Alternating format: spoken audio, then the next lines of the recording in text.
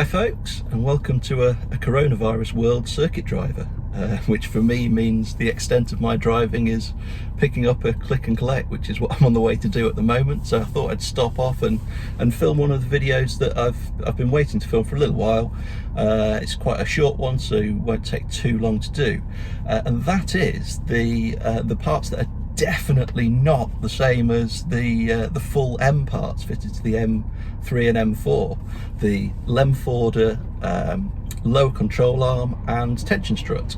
Now, I was being a bit facetious. They are exactly the same parts as fitted to the full M cars.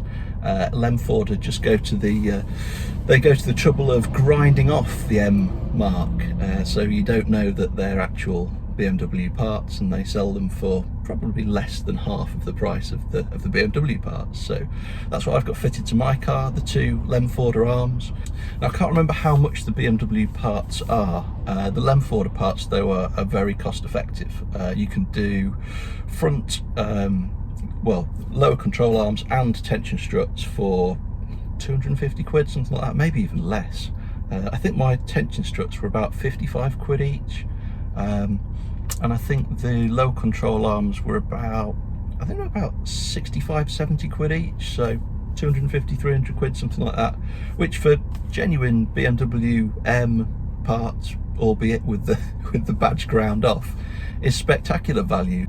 So they're lovely alloy arms, just the same as the standard parts actually, but they have a stiffer rubber bush. I don't think there's anything that's replaced the rubber bushes, no posh uniball joints or anything like that, I don't think, but I think there's a stiffer rubber bush, so a little less slop where you don't want it, and some slightly different angles going on.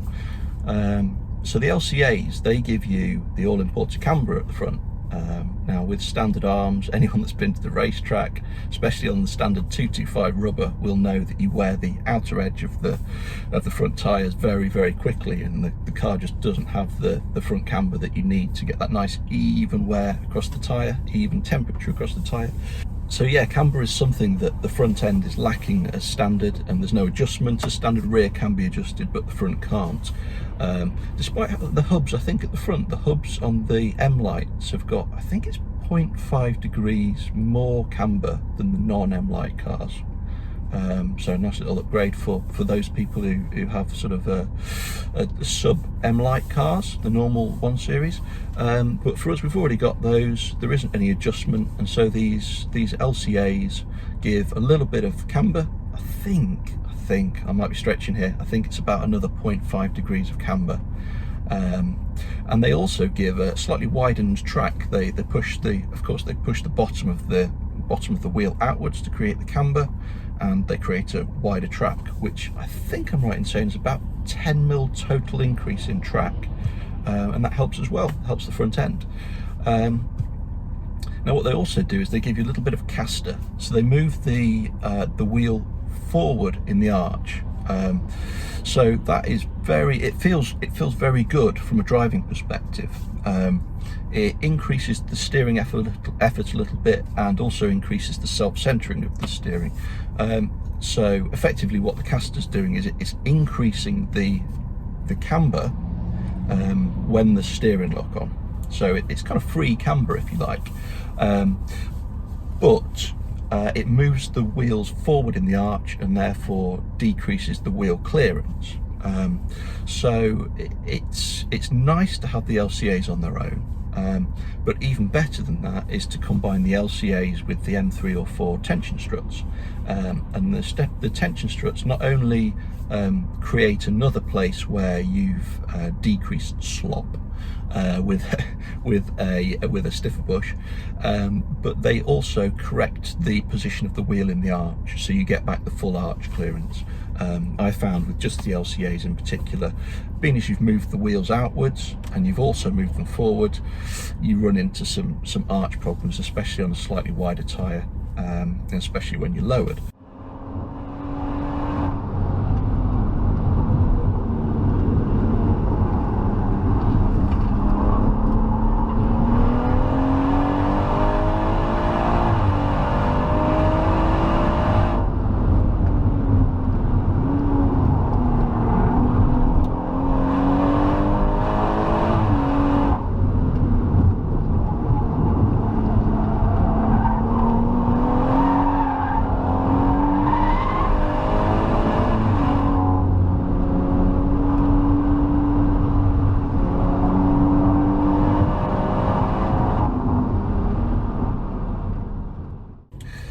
So how does the car feel with these parts fitted? The LCAs make the front end feel a bit sharper, and they make the front end feel keener to corner.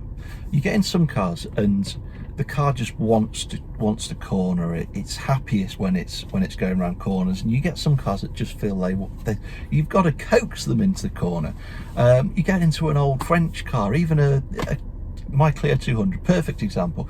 All it wanted to do was to be thrown around and driven on the blooming door handles. It just wanted to corner. Even Mum's Peugeot RCZ loves a corner, whereas these sort of feel like you've got to persuade them to go into the corner. So the LCAs, that little bit of camber, that caster as well, just helps that front end come alive a little bit. It doesn't transform it, I'm sorry, it doesn't transform it into a Renault Sport or an M car. It just doesn't, nothing will. But it just makes it that little bit happier to corner and that little bit more life into the front end.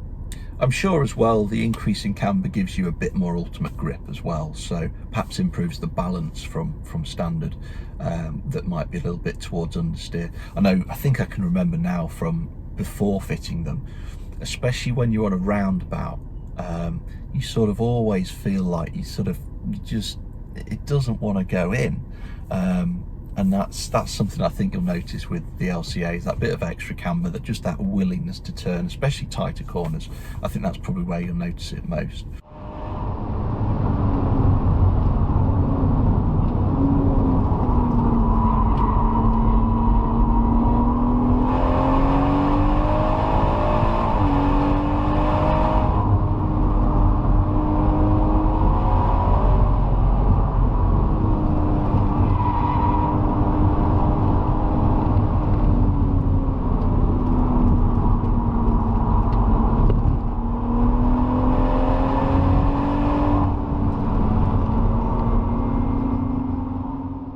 So on my car, I've got the LCAs and the tension struts.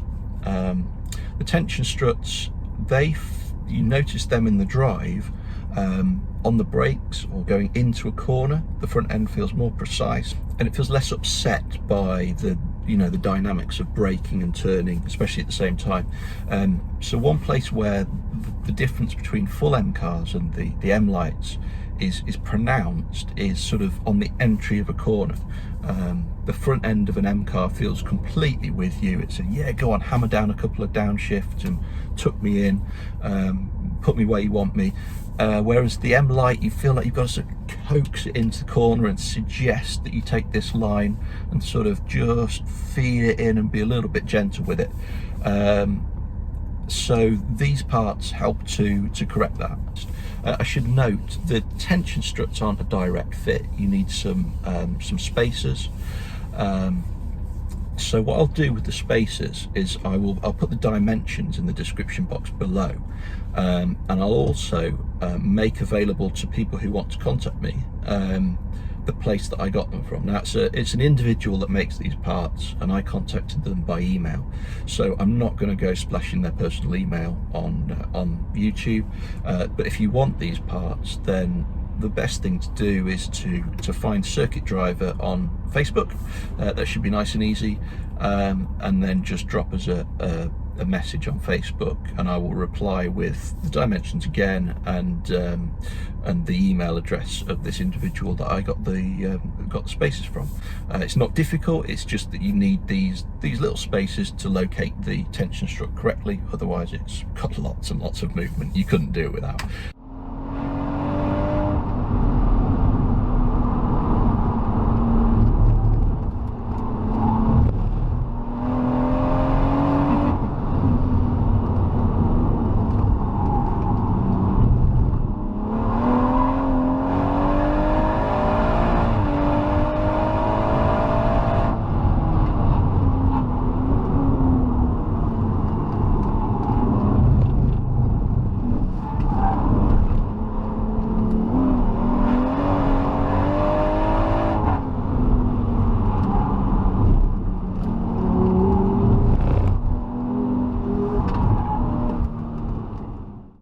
So other things to consider, we're making some fairly drastic changes with these parts to the the standard alignment of the front end of the car.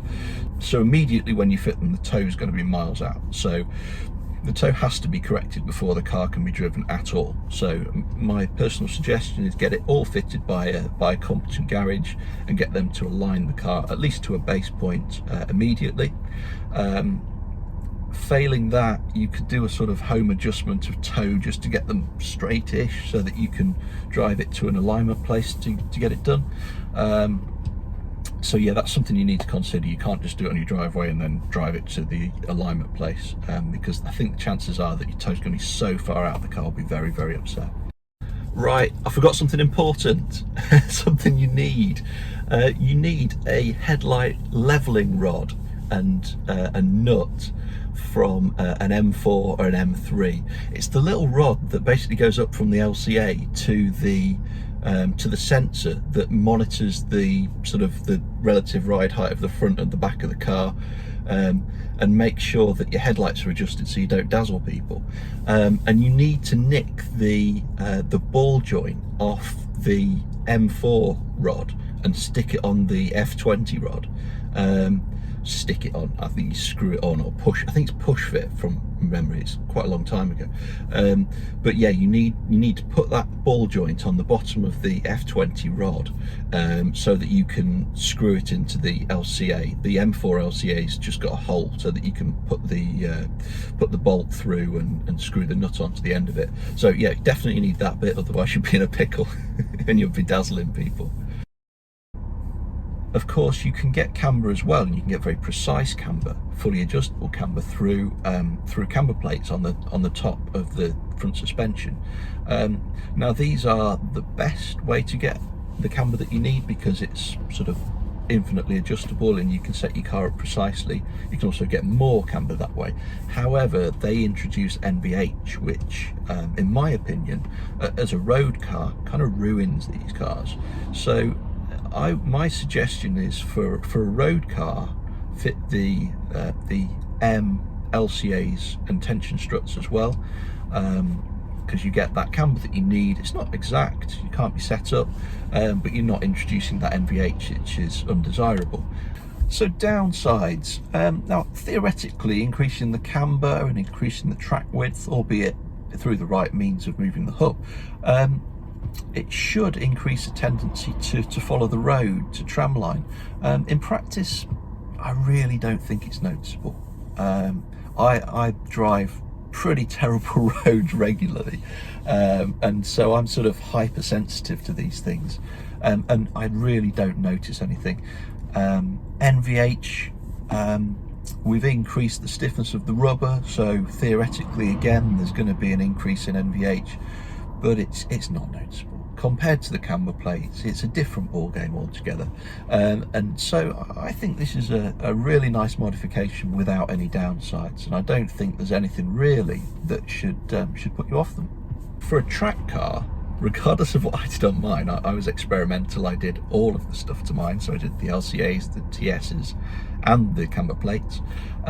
For a track car, I think my recommendation would be just use camber plates, and then perhaps rebush the original arms. Reason being, you lose the room in the arch for the wider tyres with that increase in track. So I think that the best thing there is to keep the tyres further in. You can upsize the tyres, you can upsize the wheels, so perhaps you could go for a 255 or even a 265 with lots of camber and a wide wheel if it's a track car. Give you that front end grip that you need, and the sort of the better durability of tyre, more consistent temps across the tyre at the front end, and forego the LCAs and TSs. You get the increase in performance from the stiffer bushes if you were to rebush the original arms, but you don't get that increase in track width, which would be nice, but you've only got so much room in the arch. So I think fill the arch with tyre and with wheel, forego the extra track width there, and get the camber from top plates on a track car. For a road car, these are brilliant. They're so cost effective, sub 300 quid, 250 quid, whatever.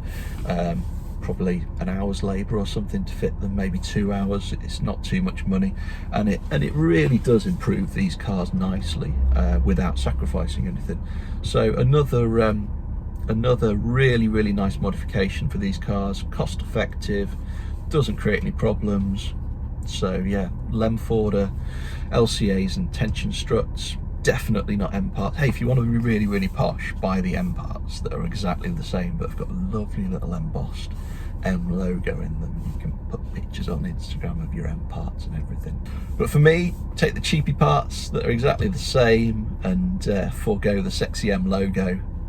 Makes it a really nice upgrade for the money. So what's next? We're in a bit of a strange world of waiting at the moment, aren't we, in most regards.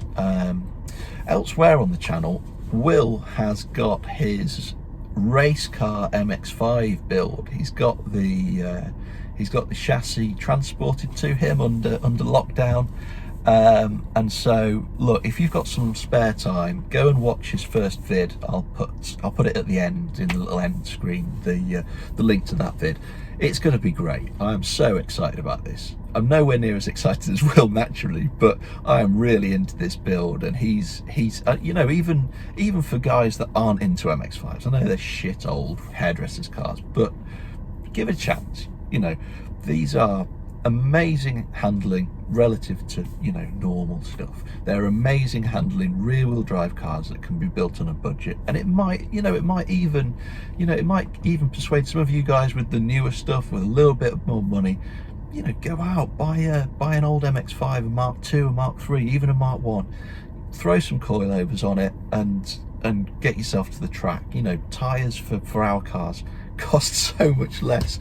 The MX-5s, you know, brake pads 50 quid, brake discs 28 quid or something. They're a great way to have budget fun, but all the same, Will's track car build is going to be great to follow. There's going to be so much thought that goes into that build. Will's, you know, he's constantly scheming about what he's going to do with it. You know, Will and I are communicating all the time about ideas of how we can make it something special and little competitive advantage. You know, it's not a car built to finish first. This is Will's first season of racing that'll be next year, and it's not all about finishing first. It's just an interesting sort of thought experiment in how little competitive advantages, little improvements can be made to the car to make it as good as possible within a semi-sensible budget. So yeah, go and have a look at that. It's going to be a great car to follow, and I've no doubt at all that it'll be a really quick, well-built car when it's finished. So coming back to the M140, I would love to make you a video about suspension and what I've done with the suspension. So at the moment, I'm waiting to get it aligned. We're all under lockdown, so I can't. I'm not really driving it anyway. So as soon as we're out and as soon as I can get it aligned and drive it properly again in the sort of latest configuration, I can't wait to make a video about the suspension and what I've been playing around with there. In addition to that, we've got some videos about some of the smaller bits that I've done. I've got some Powerflex bushes at the back, diff void fillers and subframe void fillers at the rear. Incremental gains, but worth touching upon. Perhaps I'll talk about the rear brace at the same time and where I think I'd spend my money. Oh, we've got a video to come about interior mods as well, very posh. I've made a few changes on the inside and I feel like it's sort of lifted the car nicely, so I'll show you what I've done there. The exterior, I've really not done much. I fitted the wheels, we've covered that, and I've stuck a sort of lip spoiler on as well. I'll throw in a clip, you can have a look at my lip spoiler.